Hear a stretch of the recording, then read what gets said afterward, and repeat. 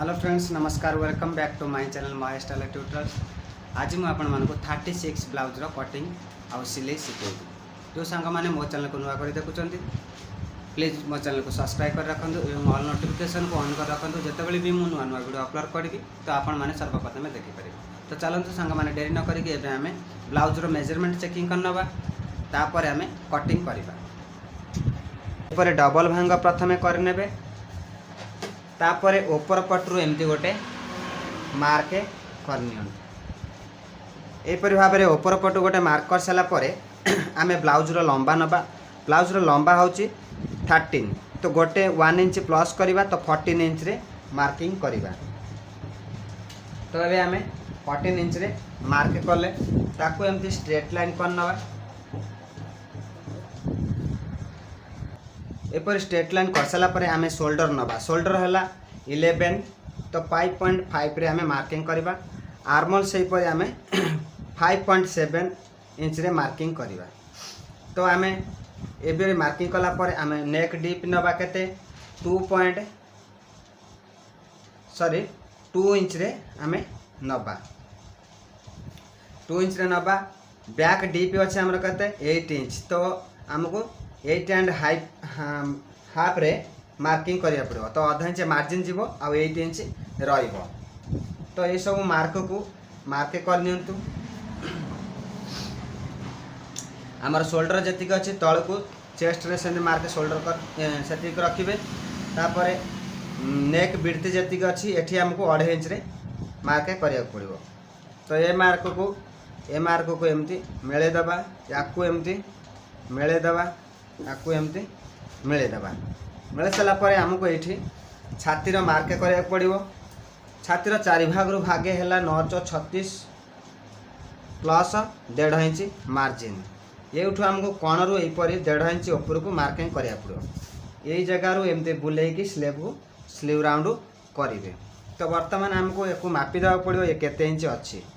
देखो एमती बुले आनी सारापर ये हूँ 8.5 इंच अच्छी। तो 8.5 इंच थिले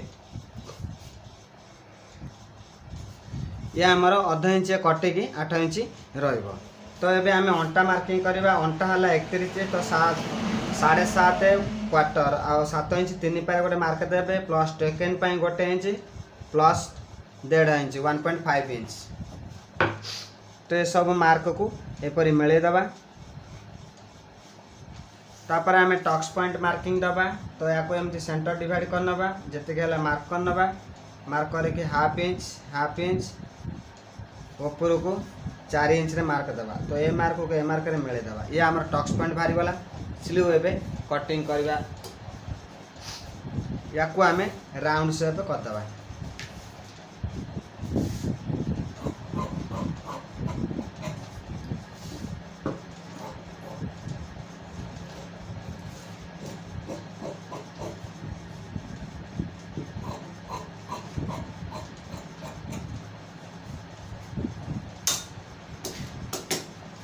तो भाई आम कटिंग सरी जाइए बैक पीस। आम ए फ्रंट कटिंग करवा। तो फ्रंट कटिंग करने आमको ये कपड़ा को सेपरी भांग कर ऊपर को आने पड़ो। प्लस आमको एपटे टिके गोटे मार्जिन नवा पड़ो।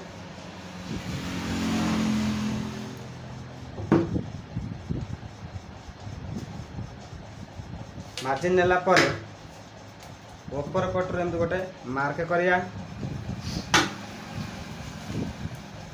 तल को ब्लाउज लंबा ठारू 1.5 इंच अधिक नवा। ब्लाउज लंबा 13 इंच थिले आम 14.5 इंच रे मार्क करवा।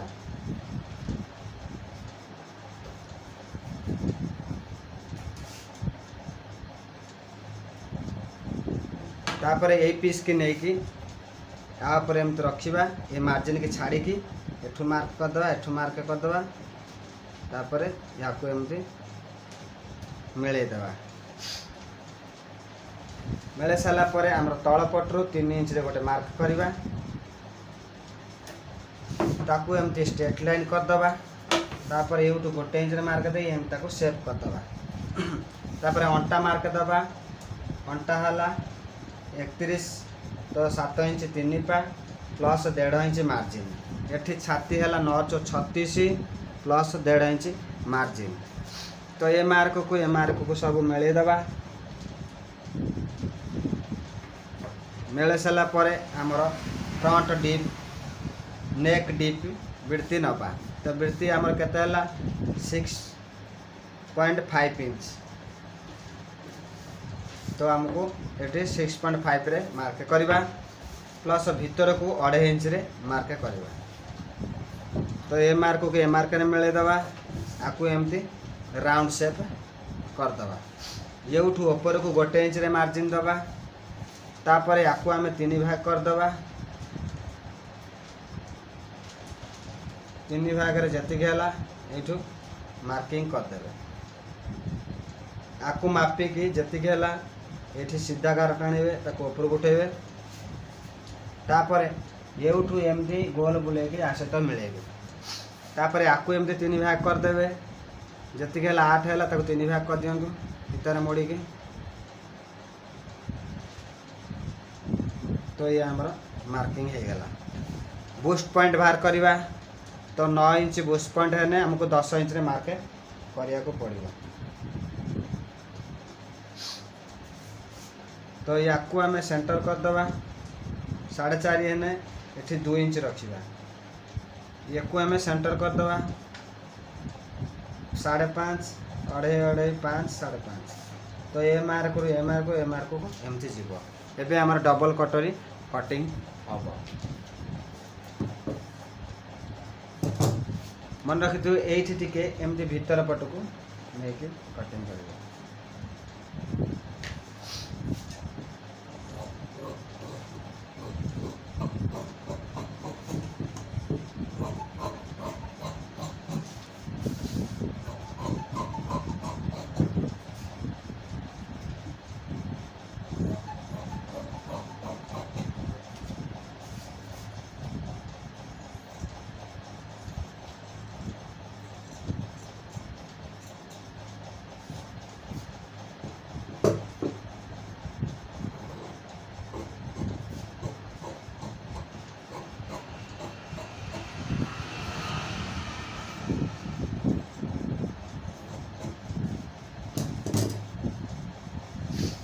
हमारा फ्रंट पार्ट कटिंग हो गला।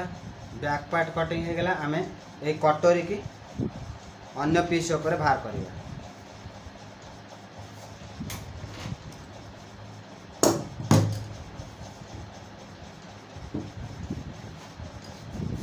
देखु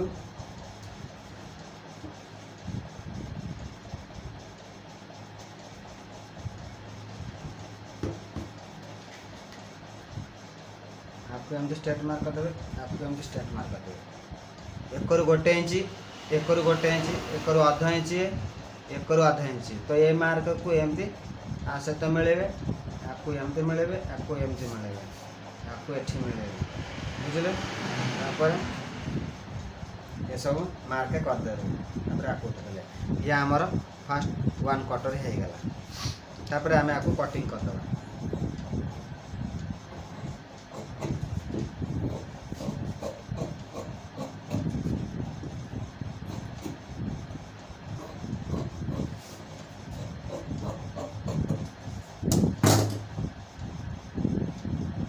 है। तो ये आम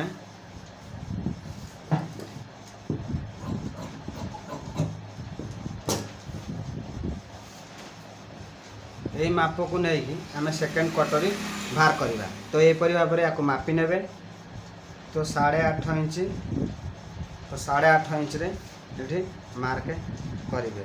तार अधा करदे जी है ये मार्क करेंगे। आपको एपरी स्ट्रेट लाइन करदे। स्ट्रेट लाइन कर सारा पर आपण माने ये या को चेकिंग कर। देखंतु या को चेकिंग करिवे। ये उठू केते अछि 8.5 इंच अछि। तो हमको 9.5 इंच रो कपड़ा आवश्यक टोटाल। तो 9.5 इंच रे आवश्यक हेले आमे कौन करिबा ये राउंड को चेकिंग करिबा।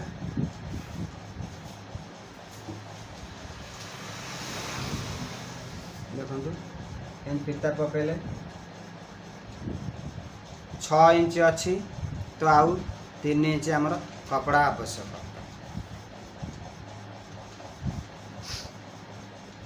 ତ ଆମକୁ ଏଠି 3.5 ଇଞ୍ଚରେ ମାର୍କ କରିବାକୁ ପଡ଼ିବ।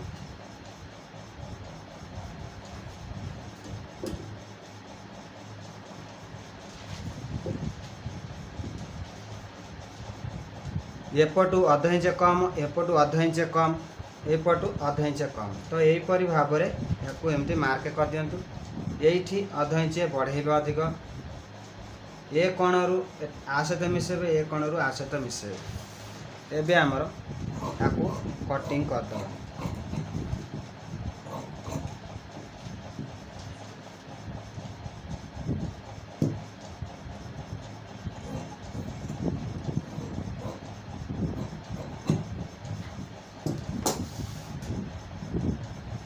तो ये आमर चेकिंग करदे।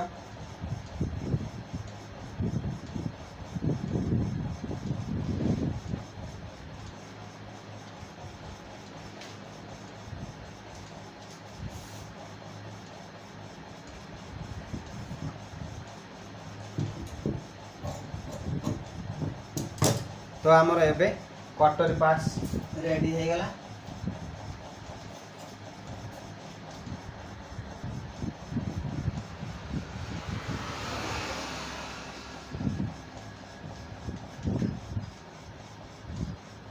ये हमारा टक्स पॉइंट में मार्किंग हो गला।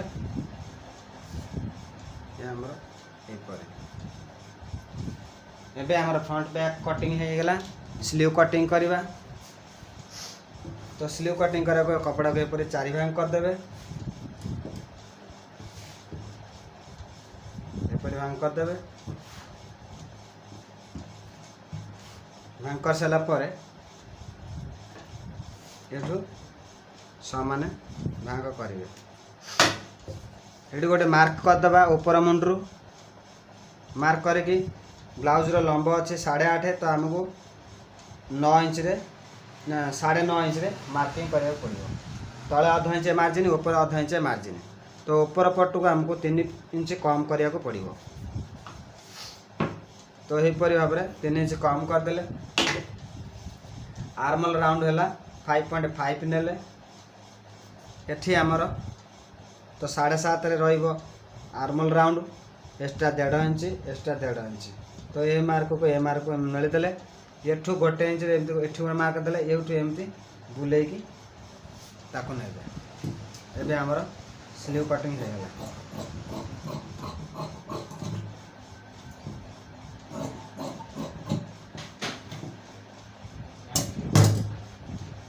हाँ